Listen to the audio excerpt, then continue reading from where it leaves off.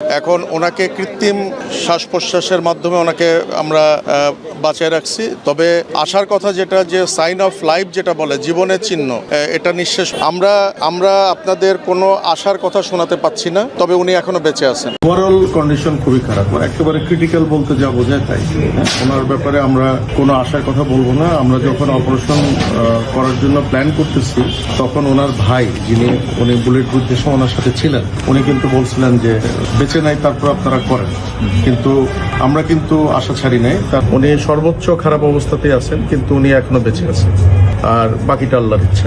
ওনার আসলে close range থেকে গুলি করাটা হয়েছে, তো এর জন্য আসলে ওনার ব্রেন স্টেমটা ইনজুর্ড হয়েছে, তো এই কারণে আসলে অনেক ক্রিটিক্যাল। বলা ভালো যে এখানে আসলে এই কথাটা মেনশন করে যাই আমরা, যে বুলেট ইনজুরিটা আসলে একদিক দিয়ে ঢুকে আরেক দিক দিয়ে বেরিয়ে গেছে। যে কোনো সময় একটি দুঃখের সংবাদ আসতে পারে, হাদি ভাই হয়তোবা আর নেই। কিছুক্ষণ আগে ডক্টররা এসে সবার কাছে দোয়া চাচ্ছে। আসসালামু আলাইকুম ওয়া রাহমাতুল্লাহি ওয়া বারাকাতুহু। দেশ ও দেশের বাহিরে দূর দূরান্ত থেকে যারা এই মুহূর্তে ভিডিওটি দেখছেন, ভিডিওটি প্লে করেছেন, তাদেরকে অনুরোধ করব দয়া করে পুরো ভিডিও সম্পূর্ণ ধৈর্য সহকারে দেখবেন। খুবই গুরুত্বপূর্ণ এবং অত্যন্ত ইম্পর্ট্যান্ট ভিডিও নিয়ে উপস্থিত হয়েছি আপনাদের মাঝে। আপনারা সকলেই অবগত আছেন, ইনকিলাব মঞ্চের মুখপাত্র ওসমান হাদি গুলিবিদ্ধ হয়েছে। দুর্বৃত্তকারীরা তার উপর গুলি চালিয়েছে, হামলা করেছে। বর্তমান ওসমান হাদির অবস্থা খুবই আশঙ্কাজনক। ডক্টর কি বলছে আমরা সেটা এই ভিডিওর মাধ্যমে জানার চেষ্টা করব।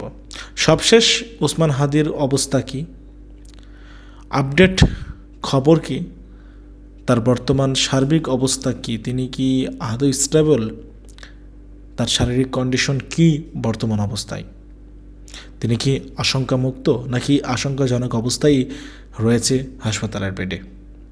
প্রিয় দর্শক শ্রোতা মণ্ডলী, ডক্টররা কি জানালো, চিকিৎসকরা কি বলল পরীক্ষা নিরীক্ষা শেষে, ওসমান হাদির বর্তমান অবস্থা সম্পর্কে আমরা জানার চেষ্টা করব ডক্টরদের মুখ থেকে বর্তমান অবস্থা, এবং একই সঙ্গে আমরা আরও কয়েকটা ভিডিও দেখার চেষ্টা করব যে আসলে কারা ওসমান হাদির উপরে এই হামলাটা করেছে, আসলে মূল হোতা কে, হুকুমদাতা কে, নির্দেশদাতা কে ওসমান হাদির ওপরে এই হামলা চালানোর, সেটি জানবো।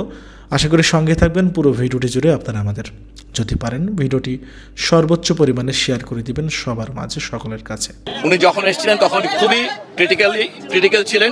আমাদের যে সাধারণ স্কেলে যে মূল্যায়ন, সেটা অনুযায়ী তখন ওনার জিসিএস স্কোর ছিল 3। এরপর ওনাকে আমাদের একবার 5টার দিকে কার্ডিয়াক অ্যারেস্ট হয়, এবং তারপর আমাদের যেটাকে ওনারা বলেন, এখানে আমাদের নিউরোসার্জন যিনি টিম লিড করেছেন উনি আছেন, উনি আর টেকনিক্যালিটি বলবেন, বাট মূল স্পিরিট এটা হচ্ছে যে একটা ডিকম্প্রেশনের জন্য এখানে ইন্ট্রাক্রিনিয়াল প্রেশার অনেক বেড়ে গিয়েছিল, সেটা কমিয়ে রাখার জন্য ওনারা এক অংশে ক্রিনিওটমি করেছেন। বলা ভালো যে এখানে আসলে এই কথাটা মেনশন করে যাই আমরা, যে বুলেট ইনজুরিটা আসলে একদিক দিয়ে ঢুকে আরেক দিক দিয়ে বেরিয়ে গেছে। প্রাথমিকভাবে এইটুকু দুটোই দেখা যাচ্ছে, এন্ট্রি এবং এক্সিট। এছাড়া ভেতরে কোনো মেটেরিয়াল আছে কিনা সেটা এখনও নিশ্চিত করে বলা কঠিন, তবে ভেতর থেকে কিছু রেমনেন্টস পাওয়া গেছে যেটা বুলেট কাভারেজ হতে পারে। অতএব বুলেট ভেতরে আছে কিনা এটা এখনও নিশ্চিত না। যে এক্সিট উন্ডের ওই অংশ থেকে একটা ক্রিনিওটমি করে প্রেশার রিলিজ করা হয়েছে, সেই অংশ থেকে ব্রেনটুকু বার হয়ে আছে এখন, এবং ভেতরে ব্লিডিং ছিল, ওখানে ডুরামিটার ওনারা করেছেন, সেগুলো কেটে সেখানে যেটুকু জমা হয়েছিল ফ্লুইড সেগুলো রিমুভ করা হয়েছে, সেটা মূলত ব্লাডও রিমুভ করা হয়েছে। এবং তারপরে মোটামুটিভাবে বলা যেতে পারে যে ব্রেইনে যেই অংশটুকু প্রেশারটা বেড়ে গেছিলো সেটুকু ম্যানেজ করা হয়েছে, এটা কারণে ড্যামেজ কন্ট্রোলের একটা ব্যাপার।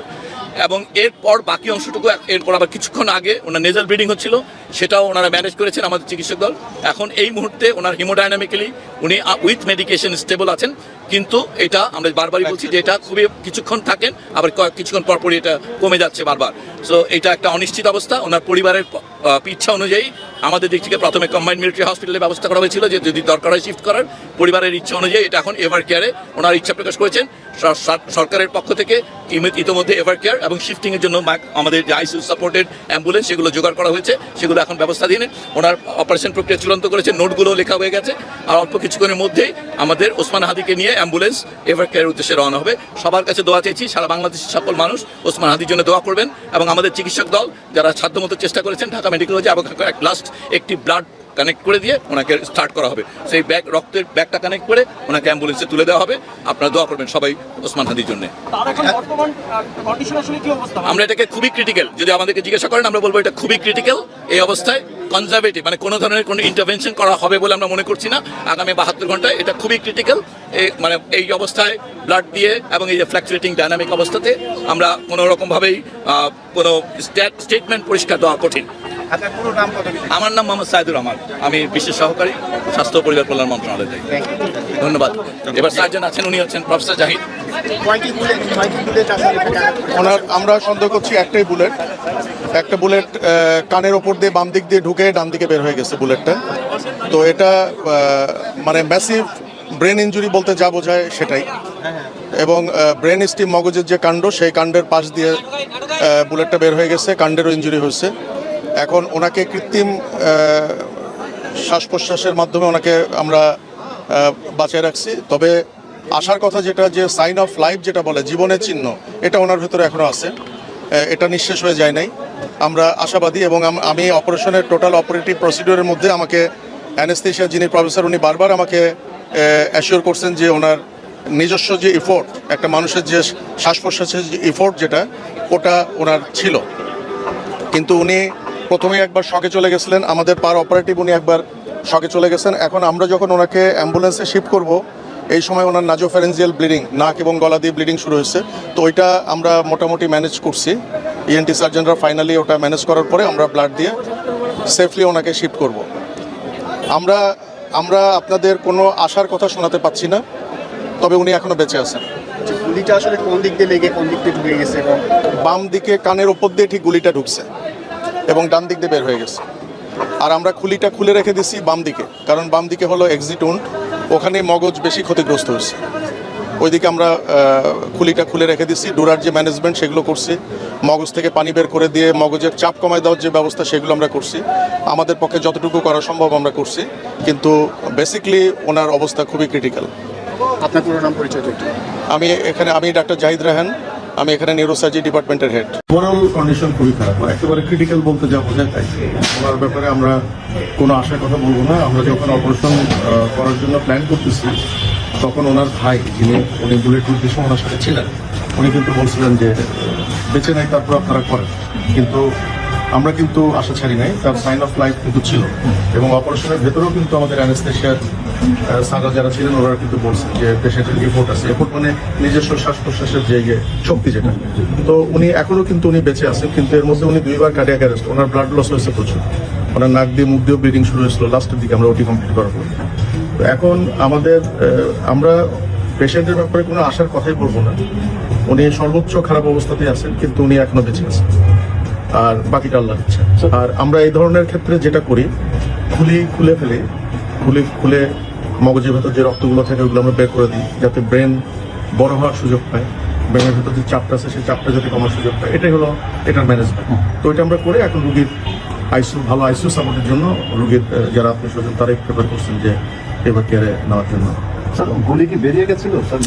মোস্ট প্রবাবলি আমরা এত হারিনেসের মধ্যে, কারণ বুলেট যদি ভেতরে থেকেও যায়, ধরে নিলাম যে বুলেট ভেতরে মগজের ভেতরে আছে, ওটা একদম মগজের সেন্টার পয়েন্ট, ওখানে অ্যাপ্রোচ করার কোনো প্রয়োজন নাই, ওটা করা হয় না। মানে বুলেটটা বের হয়ে গেছে, কারণ বুলেটটা একদিক দিয়ে ছিদ্র হয়ে আরেক দিক দিয়ে হাড্ডি ভেঙে বের হয়ে গেছে, সুতরাং ওটা বুলেটই বের হয়ে গেছে আমরা ধরে নিতে পারি। কিন্তু বুলেটের কিছু ফ্র্যাগমেন্ট ব্রেনের ভেতর থেকে গেছে, সেটা আমরা যখন অপারেশন করছি কিছু ফ্র্যাগমেন্ট আমরা পেয়েছি, ওগুলো আমরা সংরক্ষণ করছি, খুব ছোট ফ্র্যাগমেন্ট। স্যার, একটা কথা বলা হচ্ছে যে অবস্থায় তিনি আছেন, যদি বেঁচেও যান, বেঁচে যাক আমরা এটাই চাই, স্বাভাবিক হওয়ার সম্ভাবনা কম, কিংবা মানে আপনার কাছে কি মনে হয় এই ধরনের ক্রিটিক্যাল কন্ডিশনে আসলে? এটা এই ধরনের পেশেন্টদের ক্ষেত্রে আমাদের একটা প্রেডিকশন আছে, কিন্তু এই প্রেডিকশন আমরা কখনোই ডিসক্লোজ করি না। আপনি এটা আমার কাছে জানতে চান না, রোগীর অবস্থা খারাপ। Thank you. ওনার আসলে ক্লোজ রেঞ্জ থেকে গুলি করাটা হয়েছে, তো এর জন্য আসলে ওনার ব্রেন স্টেমটা ইনজুর্ড হয়েছে। তো এই কারণে আসলে অনেক মানে ক্রিটিক্যাল এই এখন যে অবস্থায় আছে উনি হেমোডাইনামিক্যালি স্টেবল আছেন। আমাদের নিউরোসার্জন, তারপরে ইএনটির হেড, তারপরে ডিএমসির বিভিন্ন ডিপার্টমেন্টের স্যার যারাই ছিলেন সর্বোচ্চ চেষ্টা করেছেন সবাই। এখন আল্লাহ ভরসা, দেশবাসী সবাই দোয়া করবেন। এখন এভার কেয়ারের আইসিইউতে থাকবেন, সবার কাছে আমরা দোয়া চাই। এখন টেম্পোরাল বোন এদিক দিয়ে গেছে গুলিটা, যতদূর শুনতে পেয়েছি আমি, আসলে মানে এদিক দিকে বের হয়েছে। আর একটু মানে আপনার বোনের পার্টও ভিতরে আছে একটু। তো ওইটা আসলে সার্জনরা, হ্যাঁ মানে বোনসের যে পার্ট, হাড়ের যে পার্ট, ওইটা একটু ভিতরে আছে। তো ওইটা সার্জনরা আরো ভালো বলতে পারবেন। হ্যাঁ, ব্রেন ডেথ হয়েছে এতটুকু আমরা শুনেছি। আর যে গ্লাসগো কোমা স্কোর যেটা আমরা বলি, ওটা 3-তে আছে। তো এটা আসলে খুবই ক্রিটিক্যাল। আল্লাহ ভরসা, আইসিইউতে থাকতে হবে এখন, আসলে খুবই ক্রিটিক্যাল। এটা এখন সবাই চেষ্টা করবে, মানে যতটুকু অপারেশন তার হয়েছে এখানে। তো আসলে ওই যে গুলিটা হচ্ছে টেম্পোরাল বোনের এদিকে, তো টেম্পোরাল বোন ফ্র্যাকচার করে তারপরে হচ্ছে ভিতর দিয়ে এদিক দিয়ে বের হয়ে গেছে যতটুকু আমি শুনেছি। আর বোনসের একটু পার্টও ভিতরে আছে, এটাও শুনেছি। পরবর্তীতে এখন এভার কেয়ারের আইসিইউতে নিয়ে যাওয়া হচ্ছে, বাকিটুকু তো ওখানে এখন রিকভার করবে যতটুকু সম্ভব। বাট মানে ক্রিটিক্যালি ইনজুর্ড, মানে গ্লাসগো কোমা, হ্যাঁ পায়েও ইনজুর্ড আছে, পায়ে ফ্র্যাকচার আছে। ওইটা আজকে মানে আসলে ওটি রুমের মধ্যে নিউরোসার্জন, তারপরে ইএনটির হেড, নিউরোসার্জন যারা তাদের মধ্যে তারা হেডরা ছিলেন, তারপরে হচ্ছে অ্যানেস্থেশিয়ার বেশ কয়েকজন ডক্টর ছিলেন, সবাই সর্বোচ্চ চেষ্টা করে। ওসমান হাদি ভালো নেই, নিভে যাচ্ছে একটি নক্ষত্র। জনাব ওসমান হাদি, তাকে গুলি করা হয়েছে। ওসমান হাদি রিকশা দিয়ে যাচ্ছিল, পিছন থেকে বাইকে করে আসা দুর্বৃত্তরা তার মাথা বরাবর একটি গুলি করে। নিমিষেই ওসমান হাদি রিকশার মধ্যে লুটিয়ে পড়ে। আশেপাশের লোকজন চিৎকার করে তাকে হসপিটালের মধ্যে নিয়ে যায়। এখন তিনি লাইফ সাপোর্টে আছে। স্ক্যানিং করার পর দেখা গিয়েছে তার মাথার মধ্যে গুলিটি এখনো আটকা রয়েছে। সেই গুলিটি বের করার জন্য অপারেশন করা হচ্ছে। তাকে ওটির ভিতরে অপারেশনের জন্য নেওয়া হয়েছে। তাকে একেবারে শেষ করার জন্য পরিকল্পিতভাবে দীর্ঘদিন ধরে চেষ্টা করে যাচ্ছিলেন এই দুর্বৃত্তরা। বাংলাদেশের কয়েক হাজার রাজনৈতিক গুন্ডা পান্ডাকে ইমিডিয়েটলি গ্রেফতার করা জরুরি হয়ে গেছে। ওসমান হাদির এই অবস্থা দেখার জন্য ওইখানে গিয়েছে বাংলাদেশের দল বল নির্বিশেষের প্রত্যেকটি মানুষ। অন্তরের গভীর ব্যথা নিয়ে এখানে দেখতে এসেছিলাম। কারণ ওসমান হাদি কোনো দলের নয়, ওসমান হাদি পুরো বাংলাদেশের। ইনকিলাব মঞ্চের প্রধান এই হাদি ভাইকে আপনার আমার সবারই ভালো লাগতো, কারণ যেখানে আসে অন্যায় সেখানে হাদি ভাই প্রতিবাদ করেছিল। সত্য কথা বলার কারণে আজ হাদি ভাইয়ের জীবন যাচ্ছে। এইভাবে বাংলাদেশের যারাই সত্য কথা বলছে তাদের প্রত্যেকের জীবন যাবে, আজ না হয় কাল। সবাই যখন মৃত্যুটাকে ভীষণ ভয় পায়, আমি তখন হাসতে হাসতে আল্লাহর কাছে ভীষণ সন্তুষ্ট নিয়ে পৌঁছতে চাই। আমি একটা ইনসাফের হাসি নিয়ে আমি আমার আল্লাহর কাছে পৌঁছতে চাই। আরে ভাই, আপনি কেন রাজনীতি করতে গেলেন? রাজনীতি কতটা ভয়ঙ্কর একবার চিন্তা করে দেখেন। আমার মা স্বাভাবিকভাবে কান্নাকাটি করেন। এই পৃথিবীর মধ্যে যারাই নেতা হয়েছে, বড় পর্যায়ে রাজনীতি করেছে, তাদের কেউই কিন্তু এখন পর্যন্ত জীবিত নাই। সবারই জীবন কোনো না কোনো ভাবে চলে গিয়েছে। আমার একটাবার মন চায় আমার মাকে দেখি। আপনি ভালো কিছু করতে নিলে, সত্য কথা বলতে নিলে আরেকজন তো আপনাকে দমিয়ে রাখবেই। তবে যারা এই কাজ করেছেন তারা মনে রাখেন, একজন হাদির জীবন গেলে লক্ষ হাদির পয়দা নিবে ঘরে ঘরে। আমার অনেক নিষেধ করছিল অন্তরে যেতে, আমি ফিরে আসার সময় মাকে দেখি নাই। আজ জুলাই আন্দোলনের মধ্যে যারা শামিল ছিল তারা প্রত্যেকেই ভয়ের মধ্যে আছে, আতঙ্কে আছে, কখন যেন কার মাথার মধ্যে কে গুলি করে দেয়। প্রত্যেকটি মানুষের উচিত হবে এই ঘটনা তীব্র প্রতিবাদ এবং ঘৃণা জানানো। আজ এখানে বসে আমি হাদির পক্ষে কথা বলছি, আজ আমি এখানে বসে জুলাইয়ের পক্ষে কথা বলছি। আগামীকাল হয়তোবা আমাকেও কেউ গুলি করতে পারে। যারা ঘটনা দেখেছেন তারা ইতিমধ্যে নিরাপত্তাহীনতায় ভুগছেন। নিজের জীবন নিয়ে আমরা কখনো পরোয়া করি না। আমার ভাই এত সাহসী, আমার ভাই জানের মায়া নাই। আমার জীবন গেলে মানুষের কিচ্ছু হবে না, তবে এরকম হাদির জীবন যদি যায়, বাংলাদেশের এটার জন্য চরম মাসুল দিতে হবে। সত্য কথা বলে কি 10 টাকা বল, সত্য কথা কি বল। হাদি ভাইয়ের শারীরিক অবস্থা দেখে মনেই হচ্ছিল হাদি ভাই হয়তোবা আর আমাদের মাঝে নেই, তবে তাকে বাঁচানোর জন্য আপ্রাণ চেষ্টা করা হচ্ছে। শরীফ ওসমান হাদির সুস্থতা কামনা করছি। যদি এই হাদি এবারের মতো বেঁচে ফিরে আসতে পারে, তাহলে আগের চাইতে বেশি শক্তিশালী হবে। আর যদি তিনি চলে যায়, বাংলাদেশের প্রত্যেকটি মানুষ হয়তোবা আরো একবার রাস্তায় নামতে পারে। মনে রাখেন, আজ হাদির জীবন যাচ্ছে, আগামীকাল আপনার পালা। এই দেশের মধ্যে এক ভয়ঙ্কর রাজনীতি ক্রিয়েট হচ্ছে, যে রাজনীতি প্রত্যেকটি মানুষের জীবন কেড়ে নিতে পারে তাদের নিজের ব্যক্তিত্ব স্বার্থের জন্য। কেউ দেশ নিয়ে চিন্তা করে না ভাই, এই প্রত্যেকটাই যে যার যার ধান্দা করার জন্য এই দেশের মধ্যে রাজনীতি করছে। কিছু নীতিহীন নেতারাই এই সমাজের মধ্যে সাধারণ মানুষের পেটের মধ্যে লাথি দিয়ে সবকিছু লুটে নিচ্ছে। বাংলাদেশে যতই ক্ষতি হোক না কেন, এতে করে কোনো নেতার কিছু যায় আসে না। বাংলার ক্ষতি মানে বাঙালির ক্ষতি, আর সে বাঙালি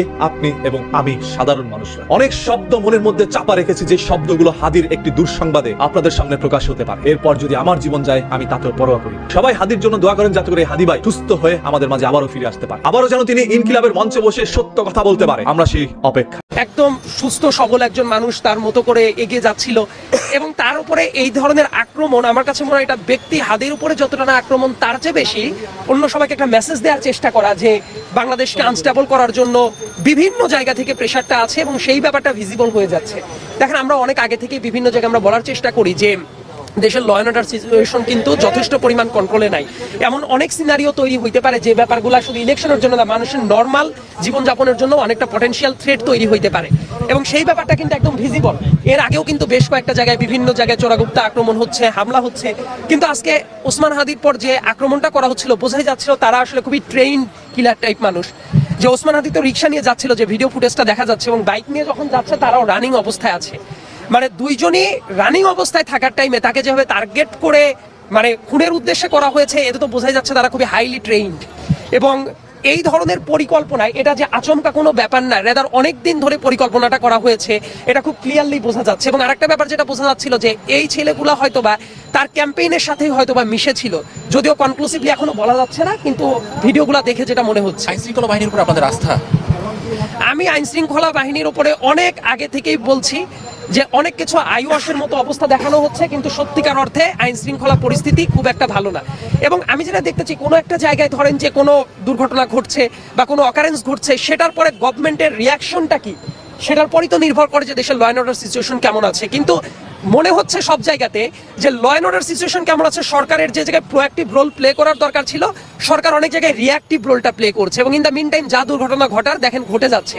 শুধু তো এক ওসমান হাদির উপর দিয়ে যে ঘটনাটা ঘটলো, এটা তো অন্য আরো যে কারো উপর দিয়েই ঘটতে পারে।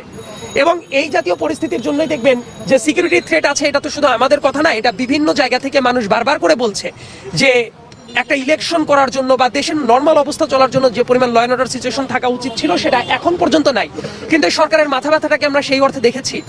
বরং দেখবেন যে পুলিশ ঠিকমতো ফাংশন করছে না, অন্যান্য জায়গায় ঠিকমতো ফাংশন করছে না, তাদেরকে ডিউ কনফিডেন্সে নিয়ে এসে কাজ করানোর যে জায়গা, সেই জায়গাটা আমার কাছে মনে হচ্ছে বরাবরই গভর্নমেন্টের জায়গা থেকে ঘাটতি ছিল। এবং যেটার ফল হলো আমাদের একজন ভাইয়ের পর আজকে এই ধরনের মর্মান্তিক দুর্ঘটনা ঘটে গেল। আমি জানি না যে সে ফেরত আসতে পারবে কিনা। আমার কাছে মনে হয় যে আল্লাহর একেবারে রহমত ছাড়া আমাদের আর কোনো কিছুই চাওয়ার নাই। এবং তার যে অবস্থা দেখলাম, আমরা আসলে সবাই খুবই শঙ্কিত যে সে আর আসলে নর্মাল লাইফে ব্যাক করতে পারবে কিনা, কিংবা বেঁচে ফিরে আসতে পারবে কিনা। অনেক কথাই বলা যায়, কিন্তু আমরা এখন যেটা চাই যে আমাদের ভাই আমাদের ভেতরে ফেরত আসুক, সবাই মিলে আমরা বাংলাদেশে কোএক্সিস্ট করি, এটাই আমাদের একমাত্র প্রার্থনা হওয়া উচিত। ইনকলাব মঞ্চের প্রধান, সেই দলের নির্বাহী প্রধান মিস্টার ওসমান হাদিকে গুলি করা হয়েছে। অলরেডি আপনারা এই কাহিনী জানেন। এবং সে ঢাকা মেডিকেল কলেজ থেকে, এই মুহূর্তে যখন আমি ভিডিওটা করছি, ঢাকা মেডিকেল কলেজ হসপিটাল থেকে তাকে এভার কেয়ার হসপিটালে ট্রান্সফার করা হচ্ছে। আর আপনারা জানেন এভার কেয়ার হসপিটালটা বেশ আলোচিত এই মুহূর্তে, কারণ সেখানে বেগম খালেদা জিয়ার চিকিৎসা চলছে। তো বেগম খালেদা জিয়া মুমূর্ষু অবস্থা এই মুহূর্তে এভার কেয়ার হসপিটালে। আর মানে নিউজগুলো যেভাবে বলছিল, তো সেই অনুযায়ী এই ওসমান হাদিও মুমূর্ষু অবস্থায় মানে ওই এভার কেয়ার হসপিটালে ভর্তি। তো প্রথম তো এক নিউজে শুনলাম সে বলে কোমায় চলে গেছে, আবার আরেক নিউজে বলতেছে যে না, সে আইসিইউতে আছে। তো যাই হোক, কোমায় থাকুক আর আইসিইউতে থাকুক, বেচারা তো গুলিবিদ্ধ হয়েছে, তাই না? বেচারা তো গুলিবিদ্ধ হয়েছে, তো এটা তো খুব দুঃখজনক ঘটনা, মারাও যেতে পারতো। তো এখন এটা নিয়েও ভাই পলিটিক্স শুরু হয়েছে, বুঝছেন? এখন এটা নিয়েও পলিটিক্স শুরু হয়েছে। তো কিছু কিছু কন্টেন্ট ক্রিয়েটর দেখলাম ভিডিও করছে, মানে আমার দোষ দিয়ে না, আমি কিন্তু বলতেছি না, তাদের কথা বলতেছি। তো তারা বলতেছে যে সে যে মসজিদ থেকে নামাজ পড়ে বের হয়ে একটা রিক্সায় উঠলো। তো রিক্সায় উঠে অন্যদের সাথে যখন যাচ্ছিল, তখন খুব কাছ থেকে কিন্তু তাকে গুলি করা হয়, খুব কাছ থেকে গুলি করা হয়। আর আপনারা জানেন, খুব কাছ থেকে যখন গুলি করা হয়, তো সেই গুলি মানে মিস হওয়ার কথা না, ইম্পসিবল। ভাই পিস্তল আমারও আছে, বুঝছেন? আমেরিকাতে যারা থাকে, এই ফায়ার গান রাখা বৈধ আমেরিকাতে। 18 বছর 21 বছর বয়স হলে, আর আপনি যদি পাগল টাগল না হন, মেডিকেলি সিক না হন, তাহলে আমেরিকার আইন অনুযায়ী ব্যাকগ্রাউন্ড ভালো থাকলে তো আপনারা প্রত্যেকেই একটা করে গান, একটা দুইটা তিনটা করে গান আপনারা বাড়িতে রাখতে পারবেন। আমার নিজেরই পিস্তল আছে। তবে সেই পিস্তল আমি ওই ট্রেনিং নেওয়ার সময় ইনডোরে চালাইছি, কিন্তু কোনোদিন বাস্তবে কারো উপরে গুলিটুলি করার সৌভাগ্য আমার হয়নি, বুঝছেন? কারো উপরে গুলিটুলি করার সৌভাগ্য হয়নি। যদি ইন ফিউচারে কোনোদিন বাংলাদেশে আসি, আর যদি আমাকে সাথে করে নিয়ে আসতে দেয় প্লেনে, তাহলে হয়তো বাংলাদেশে যদি এটা কাজে লাগতেও পারে। কিন্তু আমেরিকাতে মনে হয় না কাজে লাগবে, কারণ সেই পিস্তল আজ থেকে প্রায় 10-12 বছর হয়ে গেছে, কখনই কাজে লাগেনি। ওই আমার গাড়িতেই থাকে সবসময়। তো এখন খেয়াল করে দেখেন, তো আমি তো কারো উপরে গুলি টুলি চালাইনি, কিন্তু বিশ্বাস করেন যতটুকু ট্রেনিং আমার আছে, আমি কিন্তু মোটামুটি 10 ফিট 20 ফিট দূর থেকেই কাউকে ফেলে দিতে পারবো। আমি নিচে 10 ফিট 20 ফিট দূর থেকে আমি কাউকে ফেলে দিতে পারবো। তো আর এখন এই ওসমান হাদির ক্ষেত্রে দেখেন, এত কাছ থেকে গুলি করছে, এবং খেয়াল করেন না মাথা ডাইনে না বায়ে না উপরে না নিচে, একেবারে কানের লতিটার এই জায়গাতে, আর এইটা তো মনে করেন এমনি একটা ফ্লেক্সিবল, কানের লতিও তো ফ্লেক্সিবল, যে গুলি যে লাগবে না, লেগে কি হবে, লেগে দিকে চলে যাবে, এটা ছিদ্র করার কোনো সুযোগ নেই। কানের ভিতরে গুলি কোনোদিনও ছিদ্র করবে না, গুলি লেগে ওখান দিয়ে চলে যাবে, হয়তো কান একটু ছিঁড়ে যাবে, এটা সত্য কথা, কিন্তু কান বাস্ট হয়ে যাবে না, কানের ভিতরে ঢুকবে না, কারণ সে সাইড থেকে একেবারে কাছ থেকে ঠেকে গুলি করছে, যেটাকে বলা যায় আর কি। আর এইভাবে যদি গুলি করে, তাহলে তো বুঝেনি, তো মানুষের তো লাইফ থ্রেট না, এটা লাইফ থ্রেট হতেই পারে না। কিভাবে লাইফ থ্রেট হয়? পায়ে গুলি লাগলে মানুষ পঙ্গু হয়ে যেতে পারে, হাতে গুলি লাগলে লুলাও হয়ে যেতে পারে, মাথায় গুলি লাগলে মারা যাবে, মাথায় গুলি লাগলে বাঁচার চান্স একেবারেই কম, বুঝছেন? আর বুকে গুলি লাগলে তো কোনো কথা নেই, বুকের আবার বিভিন্ন অঙ্গ প্রত্যঙ্গ আছে। তো এই ক্ষেত্রে যে বা যারা তাকে গুলিটা করেছে, আমার কাছে কেন জানি মনে হচ্ছে, এই নিউজগুলো আপনারা মিডিয়াতে দেখেন, এই কারণে বাংলাদেশের মানুষ তো হুজুগে পাগল, বাংলাদেশের মানুষের হুজুগে পাগল। তো আপনাদের আর কে বুঝাইবে, বুঝছেন, আপনাদের আর কে বুঝাইবে? আপনাদের যদি বুঝাইতে পারে বইকা ঠইকা আমার শ্বশুরই আপনাদেরকে বুঝাইতে পারে। ওই চৌধু জনতা বইলা 2-4টা গালি দিবে, আমার শ্বশুরের কাছ থেকে শুনেন চৌধু জনতার গালি, আর আমার কাছ থেকে শুনেন লুঙ্গি বাহিনীর গালি। আমার শ্বশুর আপনাদেরকে নাম দিয়েছে চৌধু জনতা, আমি নাম দিয়েছিল লুঙ্গি বাহিনী। তো যাই হোক, আপনাদেরকে কে বুঝাইবে? পয়েন্টটা খেয়াল করেন আপনারা।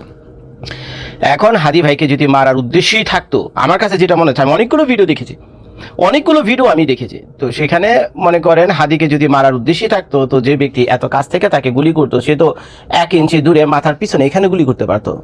খুব কাছ থেকে গুলি করছিল ভাই, খুব কাছ থেকে গুলি করছে, দূর থেকে না।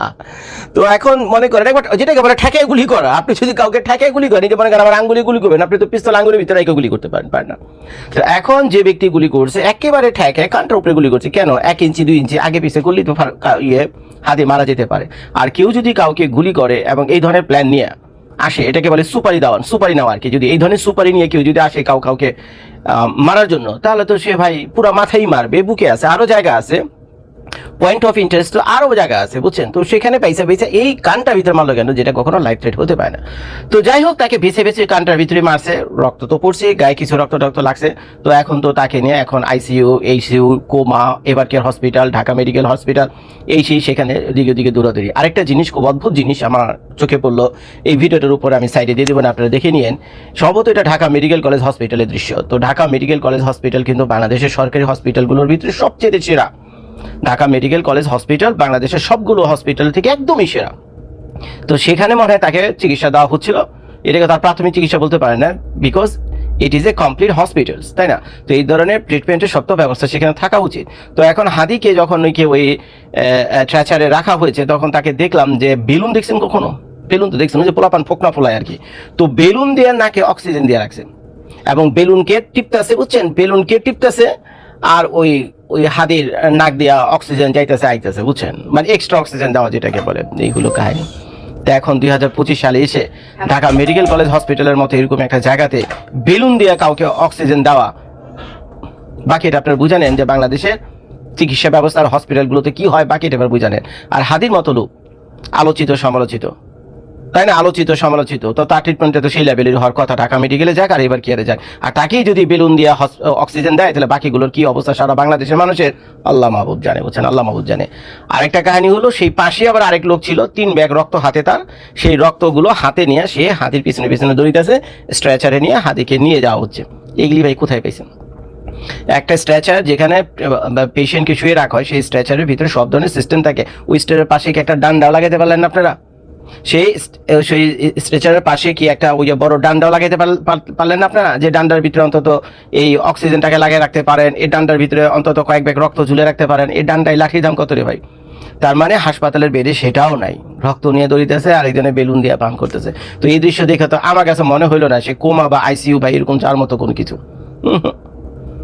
আর কানে গুলি লাগলে কিভাবে বুঝান আমারে, কোমা বা ICUতে কেমনে যায়? তো যাই হোক, এটাই করা হচ্ছে। তো এখন আমার কাছে কেন জানি মনে হচ্ছে বাংলাদেশের নির্বাচন যেহেতু তার মাত্র 90 দিন পরেই, আপনারা জানেন যে ফেব্রুয়ারি মাসের 12 বা 14 তারিখে। তো এখন খেয়াল করে দেখেন, এই যে NCP যে দলটা আছে, আপনারা তো জানেন NCP দলটা থেকে বাচ্চা ফুটে অনেকগুলো ছোট ছোট দল বেরিয়েছে। NCP দলটা বাচ্চা দিয়ে, মানে NCP দল বাচ্চা দেয়নি, ওই জুলাই আন্দোলন বাচ্চা দিয়ে অনেকগুলো ছোট ছোট বাচ্চা আবার বানাইছে। তো ওই ছোট ছোট বাচ্চাগুলোর ভিতরে একটা হলো NCP আর একটা হলো ইনকিলাব মঞ্চ। আর ইনকিলাব মঞ্চের প্রধানই হলেন এই আমাদের উসমান হাদি ভাইয়া। তো এখন খেয়াল করেন, তাহলে ঘুরে ঘুরে তারা সবাই কি এই জুলাই মঞ্চ, জুলাই যোদ্ধা, যেটাকে আরেক ভাষায় আপনারা বলেন। তো এখন এই জুলাই যোদ্ধাদের প্রতি বাংলাদেশের মানুষের একটা সিম্প্যাথি আনার জন্য তো এক ধরনের ট্র্যাজেডি করা, যে কোনো ধরনের ট্র্যাজেডি করা, এটা তো ভাই নতুন কোনো মানে সিস্টেম না, বুঝছেন, নতুন কোনো খেল না, এগুলো আমরা জানি।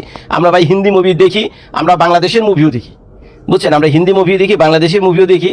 তো এইসব কাহিনী যে বহুত পুরনো কাহিনী, যে নির্বাচনে জয় লাভ পাওয়ার জন্য যে বাপকে পর্যন্ত গুলি করে, তারপরে বাপ অসুস্থ হয়ে হাসপাতালে ICUতে চলে যায়, হসপিটালে দেয় কয়েক লাখ কয়েক কোটি টাকা। হিন্দি ছবি যেগুলো মারাত্মকভাবে দেখে ভাই, দেখেন আপনারা, কয়েক কোটি টাকা দিয়ে দেয় হসপিটালে, যে তুমি খালি কিচ্ছু না, তুমি খালি আমার বাবাকে বলবো আমার বাবা ICUতে আছে, কোমাতে আছে, তার মানে নির্বাচন অংশগ্রহণ সম্ভব না।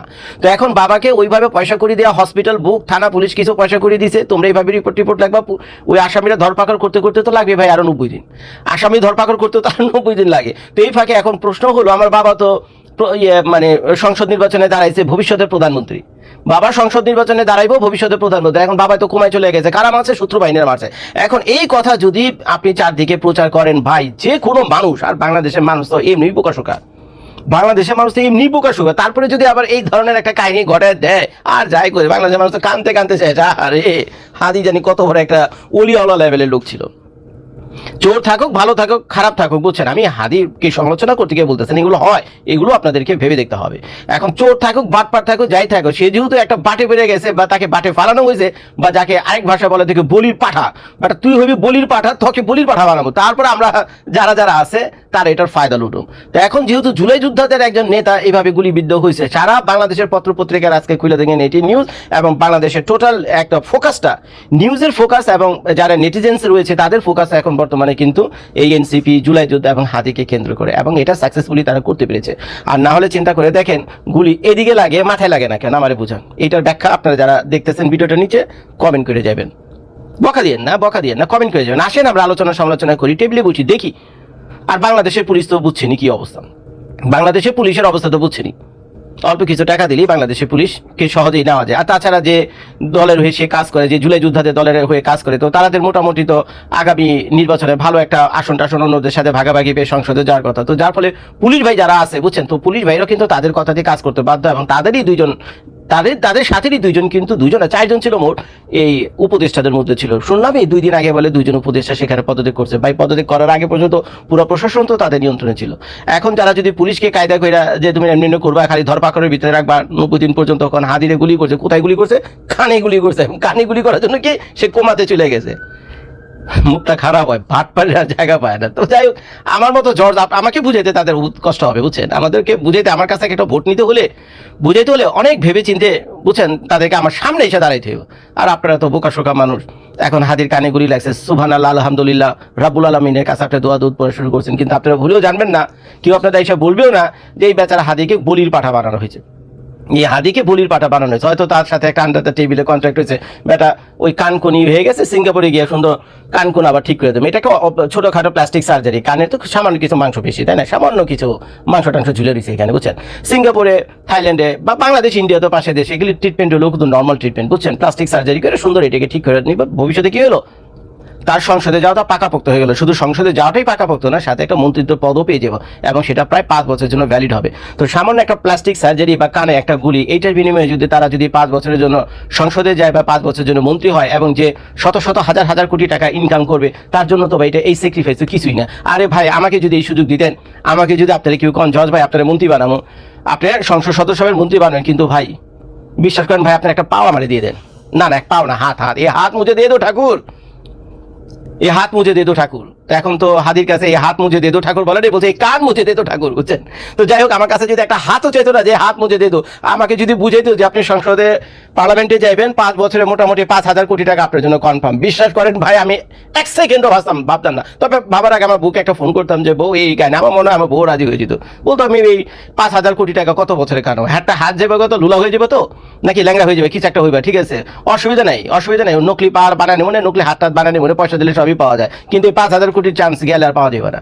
তো এই হয়েছে হাদির ক্ষেত্রে পুরো ব্যাপারটা। তো যাই হোক, আমার কাছে বিষয়টা এমন মনে হলো। সম্মানিত বন্ধুগণ, দর্শক শ্রোতা মণ্ডলী, দেখতে পারলেন ব্যক্তিগত অভিব্যক্তি, অপিনিয়ন, অবশ্যই মতামতটা জানাবেন। আপনারা বলবেন কি বলতে চান, আপনাদের কাছে কি মনে হয় আসলে উসমান হাদির ওপরে যে হামলা হয়েছে, এই হামলার কারণে আসলে কারা দোষী, কাদেরকে দায়ী করবেন, আপনাদের কাছে কি মনে হচ্ছে? আসলে প্রকৃতপক্ষে উসমান হাদি তো কারোর সঙ্গে শত্রুতা করে নাই আমার জানা মতে, সে তো প্রতিহিংসার রাজনীতি থেকে বেরিয়ে এসে সুস্থ স্বাভাবিক একটা ধারার রাজনৈতিক পরিচয় নিয়ে বাঁচতে চেয়েছিল, কিন্তু তাকে কেন এভাবে গুলিবিদ্ধ করা হলো? প্রশ্ন এটাই। ওসমান হাদি বরাবরই সাহসী ভূমিকা রেখেছে, জুলাই গণঅভ্যুত্থান থেকে শুরু করে এখন পর্যন্ত রাজপথে দাপুটি আকারে তিনি তার সাহসিকতার পরিচয় দিয়ে যাচ্ছে। এটাই হচ্ছে কাল হয়ে দাঁড়িয়েছে তার জন্য, এবং এজন্যই হয়তোবা তাকে এভাবে গুলিবিদ্ধ করা হয়েছে, তাকে চিরদিনের জন্য দুনিয়ার জমিন থেকে সরিয়ে দেওয়ার জন্যই পরিকল্পনা করা হয়েছিল। না জানি তার কপালে কী আছে, মহান আল্লাহ পাক রব্বুল আলামিনের কাছে প্রার্থনা করি আমরা যে যেন আল্লাহ পাক রব্বুল আলামিন আমাদের মাঝে ফিরিয়ে দেয় ওসমান হাদি ভাইকে, আবারও রাজপথে তিনি আগের মতোই সাহসী কণ্ঠ হয়ে উঠুক, সেই দোয়াটাই করব, সুস্থ স্বাভাবিক হয়ে আবারও ফিরে আসুক। সকলে দোয়া করবেন ওসমান হাদির জন্য এবং অতি দ্রুত ওসমান হাদির এই হামলার সঙ্গে যারা জড়িত তাদেরকে চিহ্নিত করে তাদেরকে দ্রুততম সময়ের মধ্যে আইনের আওতায় এনে কঠোরতম শাস্তি প্রদান করার আহ্বান জানাচ্ছি।